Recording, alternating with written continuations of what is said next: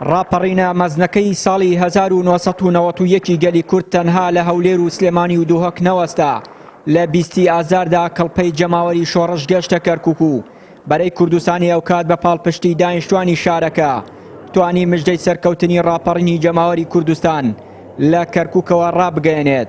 ئێمە وەکو ڕێخستنەکانی ناوشار هەر پێش ئەوەی کەرکووک ئازاد بکرێت کۆنتاکی تەواو لەگەڵ ئەوانەی دەرەوە هەبوو و توانیمان شاری کەرکووک وەکو بەرچاوڕوونیەک بۆ برا پێشمەرگەکانمان برا مجاهیدەکان بتوانرێت کە شانبەشانی لایەنەکانی تر ئیسلامیەکان ڕۆڵێکی بەرچاومان هەبێ لە گرتنی کەرکووک و بیسەلبێنین کە کەرکووک شارێکی کوردستانیە و لەو گرتنی کەرکووکیشا دەیان قوربانی و دەیان شەهید درا لەلایەن ئێمەوە بە تایبەتی شەهیدە سەرکردەکانمان کە لە مەعسکەر خالی چەندین شەهیدمان هەتاکو ئێستا سەر و شوێنیان دیار نییە و توانرات لە دوو محوەرەوە بێنە ناو کەرکووک محوەری مامۆسا مەخدید و محوەری مامۆسا محەممەد ڕازی و ئەبوهودا و مامۆسا سەلمان و توانیشمان ئەو بارەگانانەی کە لە ناوی بووین پارێزگاری تەواوی لێ بکەین بۆیە ئیسلامیەکان هەر لە ڕاپەڕینەوە لە سەرەتای ڕاپەڕینەوە لە ڕانیەوە هەتاکو گرتنی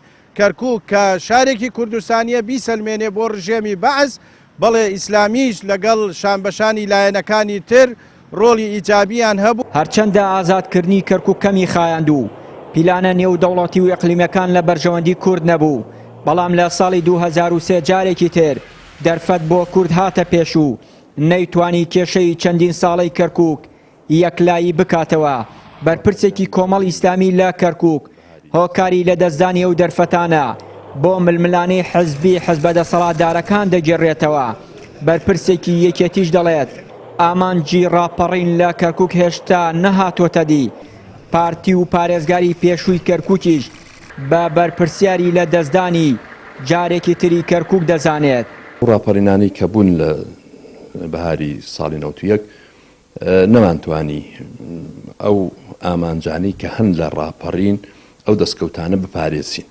دیارە هەمووکو ئەو ئامەڕاتانی کە لەسەر شاری کەرکووک هەن و هەم ناتەبایی کورد خۆی ئێمە دیارە ئەو ساڵی کە لە دەستمان چووە دووبارە فرسەتێکی ترمان دەستکەوتەوە کە خۆمان حکومڕان بووین، بەڵام بەهۆی حیزبایەتێکی سڕف بەرتەسک تەسکبینی قبول نەکردنی غەیری خۆمان دیارە شاری کەرکووک دووبارە بە ئاقارێکی ترا ڕۆیشتەوە کە ئێستا لە دوورۆ سەیری کەرکووک دەکەین. بەڵێ بەداخەوە بەشێکی زۆر لە ئامانجەکانی خەڵکی کورد بە تایبەتی خەڵکی کەرکووک نەهاتۆتە دی.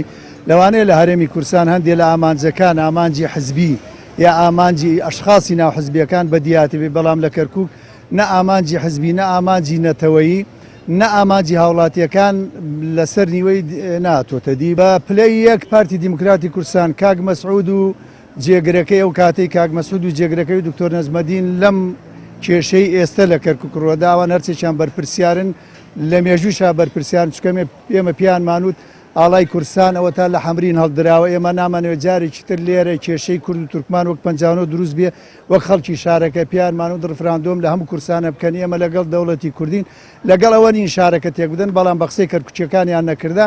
ئەوەی ئەیبینن لێرە ئێستاکە بەداخەوە ئێمەڵێنەوە کەرکووچیەکان ئەو هەڵەی کە لێرە کراوە چەند خەتای بەغدا و ئەوانە بێ، بەڵام زیاتر خەتای هەرێمی کوردستانە.